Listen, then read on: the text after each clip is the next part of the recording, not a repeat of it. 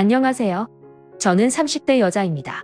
제가 너무 화가 나고 흥분 상태에서 글을 써서 두서없이 마구 이야기할 수 있을 것 같은데 그 점 양해해 주시면 감사하겠습니다. 정말 저희 남편과 시댁은 해도 너무한다는 생각입니다. 제가 정말 남자 보는 눈이 없었어요.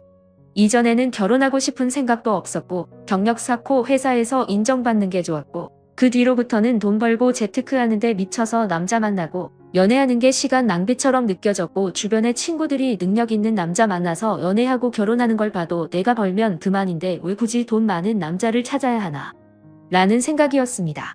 결혼할 생각이 당장 없더라도 남자는 많이 만나봤어야 사람 보는 눈도 생겼을 텐데 20대를 그런 거 전혀 없이 일만 하며 돈 모으고 살다 보니 아무것도 몰랐어요. 어느덧 정신을 차려보니 30대 중반을 향해 가고 있었고 이러다가 정말로 골드밋으로 늙어 죽을 수도 있겠다는 생각에 연애라도 해보자는 생각으로 지금의 남편을 소개받아 만나게 되었습니다. 남편은 정말 제게 잘하더라고요.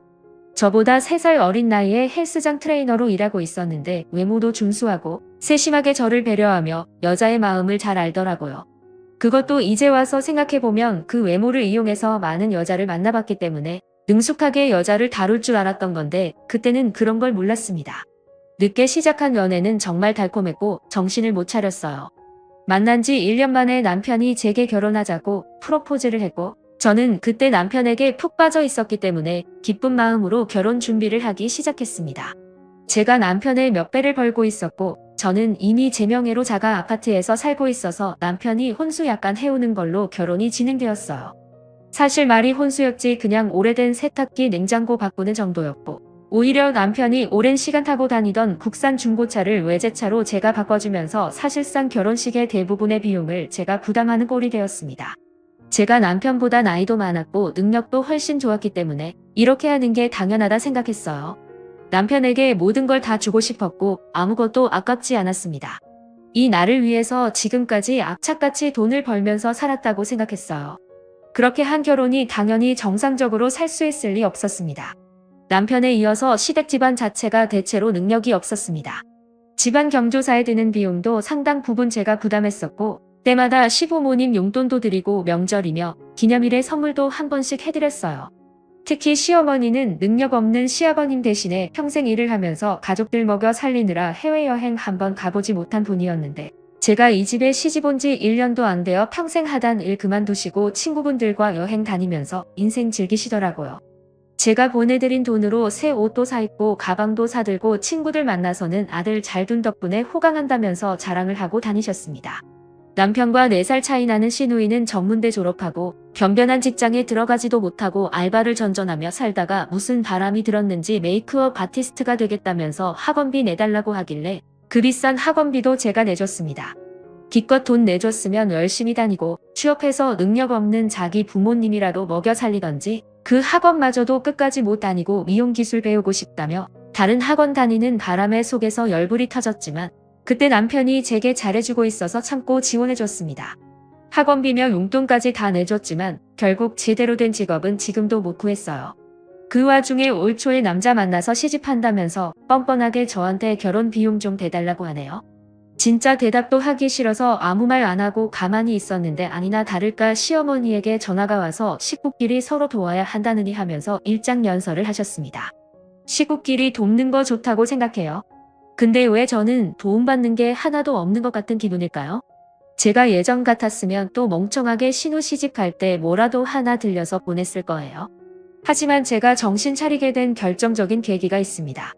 남편놈 허우대 멀쩡하고 제가 사준 뇌제차까지 타고 다니더니 허파에 바람이 들어서 다니던 헬스장 때려치고 백수로 살고 있습니다.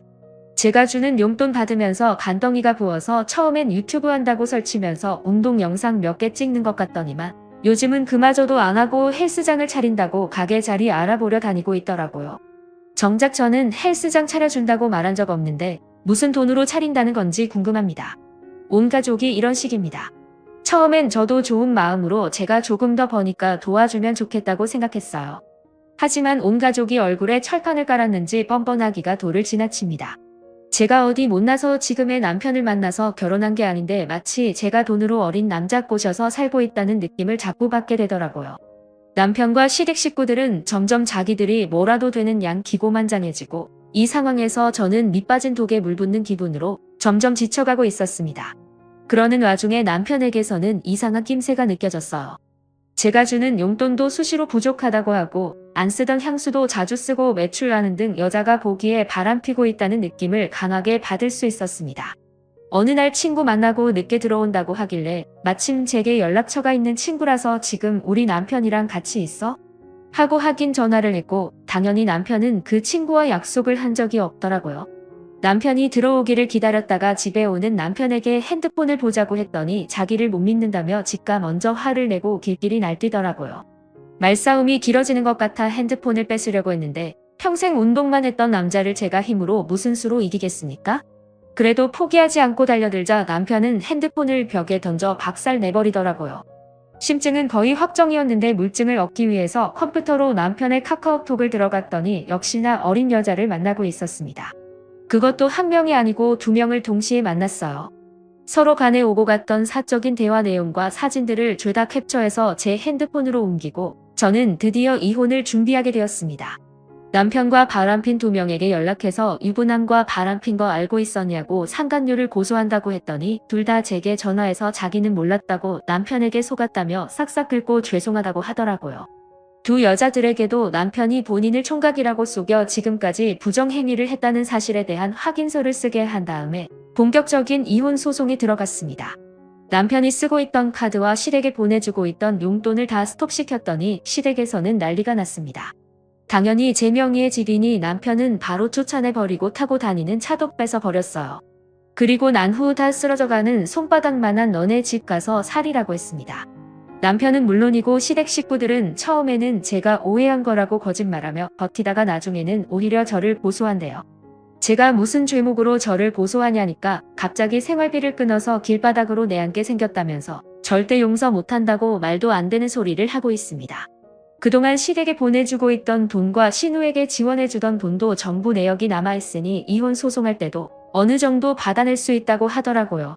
신우는 제게 전화해서 알고 있는 모든 욕을 다 제게 쏟아냈고 저는 당연히 통화 내용 전부 녹음해서 소송할 때 증거자료로 추가했습니다. 시어머니는 저 다 뺏는 게 어디 있냐면서 제가 시댁에 비용 청구한 소송만 취하해달라고 하는데 이제는 그 사람들 길바닥에 나앉던 말던 제가 알 바가 아니죠.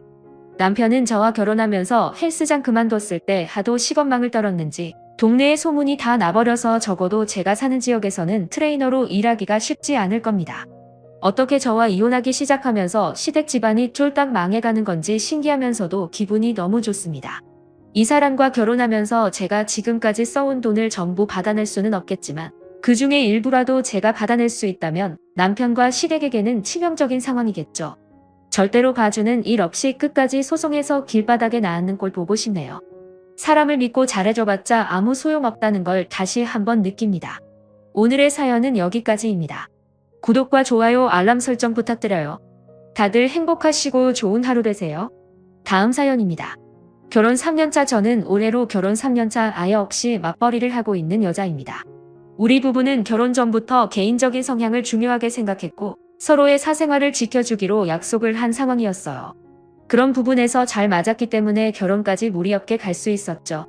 연애할 때도 데이트 통장을 따로 만들어서 둘 다 같은 금액을 매달 통장에 모아놓고 그 안에서 사용하며 데이트를 했어요.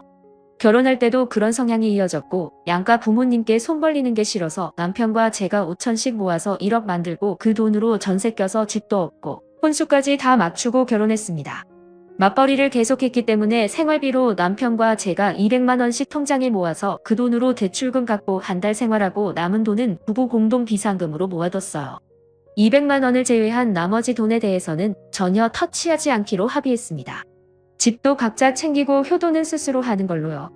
어른들은 저희처럼 정확하게 반반 나누는 결혼이 이해가 안 간다고 하시는 분들이 많은데 어떤 면으로는 굉장히 편하게 살 수 있더라고요. 쓸데없이 싸울 일도 없고 감정 소비도 줄어들어요. 서로 배우자 간에 크게 바라는 것도 없고 상처받을 일도 없습니다. 그래도 뭔가 둘 사이가 안 맞는구나 싶으면 나중에 갈라서기도 쉽다는 장점이에요.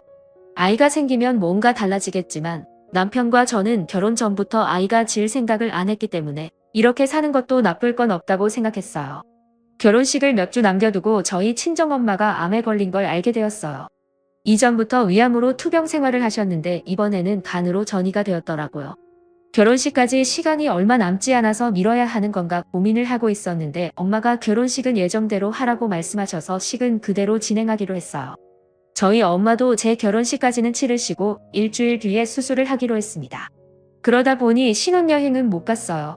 제게는 신혼여행보다 엄마의 수술이 더 중요했고 회사의 신혼여행으로 일주일 휴가 낸 걸로 엄마 병간호를 해야 제 마음이 더 편할 것 같았습니다. 그 점은 남편에게는 아직도 미안하게 생각하고 있어요. 하지만 제게는 엄마가 가장 중요한 문제니까 어쩔 수 없었죠. 엄마의 수술 이후로도 저는 여유 있을 때마다 병원과 집을 오가며 엄마의 병간호를 열심히 했어요. 큰오빠와 결혼한 새언니 그리고 친언니와 셋이서 번갈아 가며 엄마 간호를 했습니다. 각자 일을 하고 있었기 때문에 스케줄을 나눠 돌아가며 엄마를 보살폈고 그 과정에서 우리끼리 싸우거나 감정 상하는 일은 다행히도 없었네요. 다만 수술 후에도 엄마의 건강은 크게 좋아지지 않았고 병원에서 퇴원하면서 오빠네 부부가 엄마를 모시고 같이 살게 되었어요. 저와 언니는 그 뒤로부터는 일주일에 두세 번씩 오빠네 집을 방문해서 새언니 살림도 도와주고 엄마 곁에 있어 주었죠. 새언니한테 정말 고마운 게 친엄마도 아니고 시어머니인데 정말 극진하게 모셨어요. 저희가 집에 와 있을 때도 뭐 도와줄 거 없다고 그냥 쉬라고 하고 새언니가 음식이며 이것저것을 다 챙겨주더라고요. 새언니가 친정부모님 두 분이 모두 안 계셔서 저희 엄마를 친엄마처럼 좋아해주고 딸인 저보다 더 엄마에게 헌신해줘서 항상 고맙고 미안한 마음이 컸습니다. 그렇게 극진하게 모셨지만 엄마의 상황은 점점 안 좋아지기 시작했고 마지막으로 병원에서 3개월 시한부 선고를 받고 2달 만에 돌아가셨어요. 엄마가 돌아가신 지 1년이 넘었는데 아직도 너무 죄송하고 슬픈 마음이에요. 돌아가시기 전에 엄마가 각자에게 재산을 나눠주고 가셨습니다. 엄마가 돌아가시기 전까지 살고 계시던 아파트는 오빠가 받았어요. 그때 시가로 4억 조금 안 되는 금액이었고 우리 언니는 시집갈 때 엄마가 1억을 도와준 것이 있는데 그걸로 퉁치기로 했고 저는 시집갈 때 엄마 도움을 안 받았었기 때문에 엄마가 가진 현금 8천만 원을 제게 남겨주셨습니다. 형제자매 모두 엄마 결정에 다 동의했고 가장 고생하고 엄마 모시고 살면서 힘들었을 오빠네 부부가 엄마 아파트 갖는 건 당연하다 생각했어요. 세상에 누가 말기암에 아픈 시어머니를 집에서 모시고 살겠습니까? 언니랑 저랑 아무런 불만 없이 좋은 마음으로 엄마의 결정에 따랐습니다. 그런데 엄마 돌아가시고 나서 저를 위로해 줄 줄 알았던 남편은 재산 분할에 아쉬워하더라고요. 형님이 그렇게 많은 재산 한꺼번에 독식하셨으면 언니네와 우리한테 5천만 원 정도는 더 나눠줘야 공정한 거 아니냐면서 결혼할 때 장모님께서 아무것도 안 해주시지 않았냐고 말하길래 너가 우리 엄마 아플 때 한 게 뭐가 있냐고 싸웠어요. 남편과는 결혼하자마자 신혼생활다운 신혼을 하지 못했어요. 제가 남편과 신혼집에 소홀할 수밖에 없는 상황이었고 부부끼리 데이트도 한번 제대로 못하고 신혼 2년을 그렇게 보냈어요. 저는 일주일에 이틀 이상은 엄마 집이나 오빠 집에서 간병을 하며 보냈었고 나머지 날은 집에 오더라도 밀린 집안일을 하고 몸과 마음이 지쳐서 남편을 봐줄 상황이 아니었죠. 당연히 남편에게 항상 미안한 마음을 갖고 있었는데 그런 상황에서도 제가 정말로 남편에게 서운하다고 느낀 점은 간병하고 집에 돌아오면 집안일을 처음에 딱 정해놓은 대로 해놓고는 손대지 않더라고요. 그 주에 제가 설거지 당번이면 남편은 제가 집에 돌아오지 못하는 상황에서도 절대 설거지를 하지 않았어요. 자기가 그릇을 다 사용해서 더 이상 쓸 그릇이 없으면 배달을 시켜 먹는 한이 있어도 제가 해야 하는 집안일은 손대지 않더라고요. 빨래건 청소건 모두 마찬가지였습니다. 그래도 그 정도는 원래 반반씩 순번정해서 하기로 한 상황이라서 이해하고 넘어갔는데 지금 와서 서운한 점은 우리 엄마 그렇게 아플 때도 장모님 맛있는 거 사드리라고 말 한 번 하는 걸 못 들어봤어요. 2달에 한 번 정도는 엄마를 보러 왔었지만 올 때 죽 한 번 사온 적 없었고 차려주는 밥이나 먹고 가는 모습을 보면 때려주고 싶은 적이 한두 번이 아니었어요. 어차피 내 엄마고 남편이 엄마를 얼마나 봤다고 제가 그런 걸 바라나 싶어서 꾹꾹 참았는데 똑같은 처지의 새언니가 그렇게 엄마한테 잘하는 걸 보고 있으면 남편에게 서운한 마음이 자꾸 들더라고요. 그런데 엄마 돌아가시니까 오빠네 부부에게 준 아파트가 그렇게 아까웠나 봐요. 어차피 유산으로 내가 받는다고 해도 그 돈은 너 줄 거 아니니까 신경 쓰지 말라 했더니 그 뒤로 아파트 이야기는 꺼내지 않았지만 남편은 8천이나 꽁돈 생겼으니 저보고 크게 한턱 쏘라는 미친 소리를 하더라고요. 그 말 듣고 충격 먹어서 엄마 돌아가신 게 로또 당첨된 것도 아닌데 너는 무슨 말을 그따위로 하냐고. 나중에 시부모님 다 돌아가시면 우리 그 돈 받아서 유럽 여행 가자고. 언제 돌아가실지 모르니까 빨리 여행 계획 짜자고 말하면서 엉엉 울었더니 남편이 아차 싶었던지 미안하다고 사과하더라고요. 자기가 생각이 짧고 말실수했다고 싹싹 빌며 사과하는데 마음이 풀리지 않았어요. 정말 이렇게 돈 때문에 밑바닥 드러나 보이는 게 정 떨어지더라고요. 그날 이후로 남편에게서 아무런 기대가 없어요. 이혼할까 말까 고민했지만 그냥 의무로 산다는 느낌으로 보냈죠. 어차피 결혼 전부터 아이 같지 않는 걸로 이야기하고 결혼했지만 실수로라도 우리 사이에서 아이가 태어난다면 제가 너무 힘들 것 같아서 그 뒤로는 더 피하면서 살았어요. 남편이 미우니까 시댁도 당연히 미워지더라고요. 기념일, 명절, 공휴일에 다 약속이고 바쁘다는 핑계로 시댁에 가지 않았습니다. 남편도 그렇고 시댁에서 불만이 많았던 걸로 아는데 저는 모르는 척 안 들리는 척 해버렸죠. 괜히 이제 와서 시댁 식구들에게 점수 딸 이유도 없었으니까요. 그런데 며칠 전에 남편이 맥주 한 잔 같이 하자고 해서 집에서 술을 마셨는데 시어머니가 얼마 전 받은 건강검진에서 유방암 진단을 받으셨대요. 돌아가신 친정엄마 생각나면서 순간 아찔하더라고요. 하지만 다행히 초기에 발견되었고 수술하면 괜찮아질 거라고 해서 다행이다 싶었는데 남편이 갑자기 자기 엄마 병관우를 저보고 해달라 하더라고요. 남편은 미로 형이 하나 있는데 미혼입니다. 정확하게는 예전에 일찍 결혼했다가 이혼하고 그 뒤로 쭉 혼자 살아요.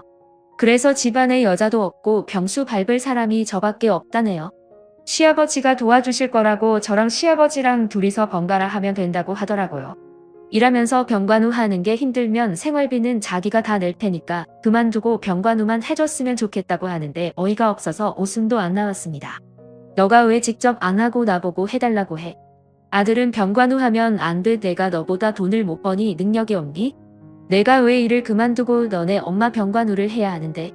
남편 말에 저도 화가 나서 막 쏟아내 버렸어요. 제가 친정엄마 병관우를 많이 해봤기 때문에 잘할 수 있을 거라고 하더라고요. 남편에게 웃기는 소리 하지 말고 내가 우리 엄마한테 한 것처럼 너도 일하면서 간호하던지 아니면 일을 그만두고 시어머니 간호하라고 이야기했어요. 생활비 200만 원 주는 거 달라 소리 안 할 테니까 괜히 시어머니 병수발 들게 할 생각하지 말라고 했더니 자기는 할 줄 몰라서 못한답니다. 누구는 병수발하는 자격증이라도 따서 한 줄 알겠어요. 정할 사람 없으면 아주버님이랑 너랑 돈 반반 내고 간병인을 쓰라고 했더니 모르는 사람한테 자기 엄마를 어떻게 맡기냐면서 눈물까지 흘리더라고요. 그 모습을 보면서도 하나도 불쌍하게 느껴지지 않았어요. 남편에게 너가 우리 엄마한테 한 걸 생각해보라고. 새언니는 그렇게 엄마한테 급진하게 하는데 너는 장모님 아플 때 죽 한 번 사다 준 적 있냐고. 차라리 내가 시어머니 병간호를 할 바야 우리 새언니 아프다고 하면 내가 직접 간호해 줄 거라고 말했더니 저보고 못 대처 먹은 년이라고 쌍욕을 하더라고요.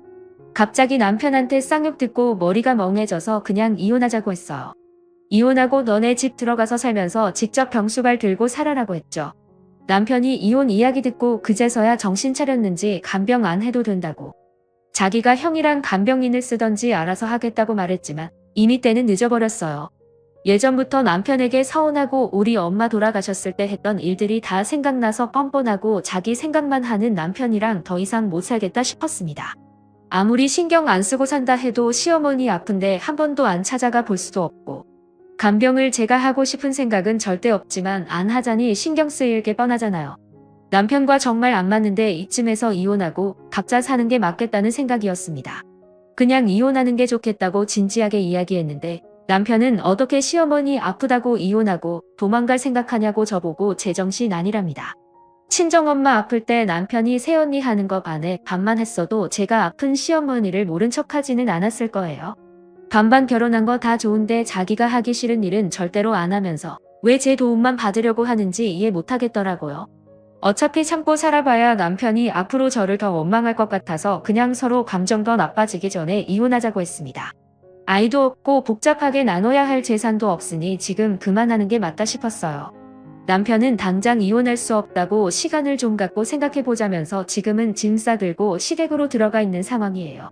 저는 시간이 아무리 지나도 지금 생각은 변함없을 것 같아요. 남편이 뭐라고 하던 이혼하고 혼자 살 겁니다. 반반 결혼하면 간섭하지 않고 부딪히는 일 없이 편하게 살 줄 알았어요. 하지만 이기적인 남편을 보면서 이게 맞나 싶더라고요. 이렇게 살 바에는 그냥 혼자 살면서 각자 가족 챙기며 사는 게 좋을 것 같습니다. 오늘의 이야기는 여기까지입니다. 구독과 좋아요, 알림 설정 부탁드려요. 다들 행복하시고 좋은 하루 되세요. 다음 사연입니다. 야, 요즘 뭐하고 지내? 올해도 너한테 좋은 소식 듣기는 힘들었나? 무슨 좋은 소식이야. 우린 아직 아이 계획도 없어. 그냥 둘 다 일하는 것도 너무 바쁘고 봐줄 사람도 없어서 안 돼. 하긴 내가 요즘 너 생각만 하면 마음이 답답해. 너도 빨리 애 낳아야 하는데 언제까지 둘이 행복하게 살 것 같아? 이제 30대 중반 넘었는데 더 늦으면 영영 힘들어져. 너는 나한테 좋은 소식 듣기엔 30대 중반 넘었는데 더 늦으면 영영 힘들어져 하니? 우리는 나도 그렇고 남편도 그렇고 애를 별로 안 좋아해. 없어도 아쉬운 것도 없고 아직은 둘이 놀러 다니는 것이 더 좋아. 내가 애를 잘 키울 자신도 없고 애 낳는 사람이 뭐 따로 있니? 일단 낳으면 모성애가 다 생기는 법이란다. 다른 집 애는 안 이뻐도 내 새끼는 얼마나 이쁘다고. 여자 나이 더 먹으면 임신도 힘들고 낳을 땐 더 힘들어. 너도 이제는 진짜 노력해야 돼. 우린 당분간 생각 없대도 내일은 내가 알아서 할게. 걱정해줘서 고마워. 친구 좋다는 게 뭐니? 모르는 거 있으면 언제든지 나한테 물어봐. 내가 아들만 둘을 낳았잖니. 원래 이 친구가 옛날부터 이러진 않았어요. 결혼하더니 애를 둘 낳고 살아서 그런지 왜 이렇게 눈치도 없고 무슨 말을 하던 정부에 낳으라는 이야기로 몰고 가는지 모르겠더라고요. 좋은 소리도 한두 번인데 몇 년째 이야기만 하면 이런 식이라 저도 점점 짜증이 나더라고요.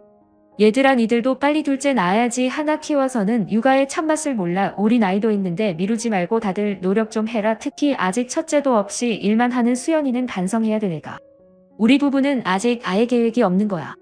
에이, 너가 애를 안 낳아봐서 그래. 애 낳고 키우는 게 얼마나 큰 행복인데. 너는 인생의 절반을 손해보고 사는 거나 마찬가지라니까. 하도 입만 열면 애 낳아라. 애 낳은 친구에게는 둘째 낳아라. 딸 낳은 친구에게는 아들을 낳아야지. 딸 낳으면 시댁에서 안 좋아한다면서 자기처럼 아들을 둘이나 쑥쑥 낳아야 한다면서 주변 친구들에게 본인 애 낳은 자랑만 하더라고요. 우리 부부가 아이는 없어도 맞벌이하면서 여유있게 즐기며 살고 있어요. 올해 승진하면서 연봉도 6천 정도로 뛰었고 제 남편은 원래 저보다 훨씬 잘 버는 사람이었고요. 반면에 그 친구는 남편 외벌이로 살고 있는데 몇 년 전에 그 남편이 사업하다가 말아먹고 지금은 중소기업에 취직해서 박봉에 고생하며 살고 있다 들었습니다. 돈 없고 여유 없어서 우리 친구들 정기 모임에 회비도 못 내면서 자꾸만 친구들한테 애 낳으란 소리만 하고 다니니까 다들 벼르고 있던 중이었죠. 야, 얘기 들었어. 너 이번에 과장 진급했다면서 한턱 단단히 써야겠네. 고마워. 한턱 써야지. 언제 한번 시간 내서 만나자. 다들 애 키우느라 바쁘잖아. 너처럼 속편하게 한가하게 사는 사람도 없어. 왠지 조금 말이 이상한 것 같다. 나도 열심히 살고 있어. 애 안 키운다고 한가하게 지내는 건 아니거든. 말이 그렇다는 거지. 뭐가 찔리는 사람처럼 농담 한 번 한 거 가지고 왜 이렇게 발끈해? 여자가 회사에서 과장 달아봐야 뭐하니? 너 점점 말이 심해지는 것 같다. 내일은 내가 알아서 할 테니까 앞으로는 신경 안 써도 돼. 아니, 나는 정말 너네 부부가 걱정되니까 하는 말이지. 애 키우는 즐거움을 모르는 너가 불쌍해서 하는 소리야. 너가 뭔데 나한테 불쌍하다 어쩐다 떠들어대는 거야. 기껏해야 애 키우는 건 말고는 할 줄 아는 것도 없으면서 누가 누구 보고 불쌍하대. 야, 너 말이 너무 심하잖아. 내 말이 심하다고? 다른 애들도 뒤에서 너 욕하는 거 알고 있니? 형편 어렵다고 친구들 모임할 때 밥값 한 번 안 내고 얻어먹기만 했잖아. 앞으로 모임 나오려면 회비 똑바로 들고 나와. 너 진짜 무서운 애구나. 너희 같은 애들을 친구라고 생각했던 내가 바보였어. 아들 둘 낳은 내가 얼마나 부러웠겠니? 너희 같은 애들이랑은 내가 먼저 인연 끊고 말지. 우리 아파트 맘카페 엄마들이 너희들보다 훨씬 낫겠네. 너 그건 네 아파트도 아니고 새 들어 살면서 맘카페 활동은 뭐하러 해? 내년에 계약 끝나면 또 이사 가야 하지 않니? 제가 생각해도 조금 유치하긴 한데 결국 이렇게 그 친구와는 완전히 연을 끊게 되었습니다. 친구들 모임에 꼬박꼬박 애까지 데리고 나와서 밥 먹고 가면서 항상 회비 내라고 하면 못 들은 척 모르는 척하고 있어서 그냥 나머지 친구들끼리 좀 더 부담했었거든요. 아무튼 시도 때도 없이 아들 자랑하던 친구와는 완전히 연락을 끊게 되었고 덕분에 요즘은 마음이 너무 편하고 화가 날 일이 없습니다. 저희 부부 문제는 저희가 알아서 할 일이지 다른 사람이 이래라 저래라 할 건 아닌 것 같아요. 다들 각자가 살아가는 방식이 있는데 왜들 그렇게 남의 인생에 관심이 많은지 모르겠어요. 남의 인생에 그렇게 함부로 말하는 사람들 본인들 인생이나 똑바로 살았으면 좋겠네요. 구독과 좋아요, 알림 설정은 많은 힘이 됩니다. 다들 행복하시고 좋은 하루 되세요.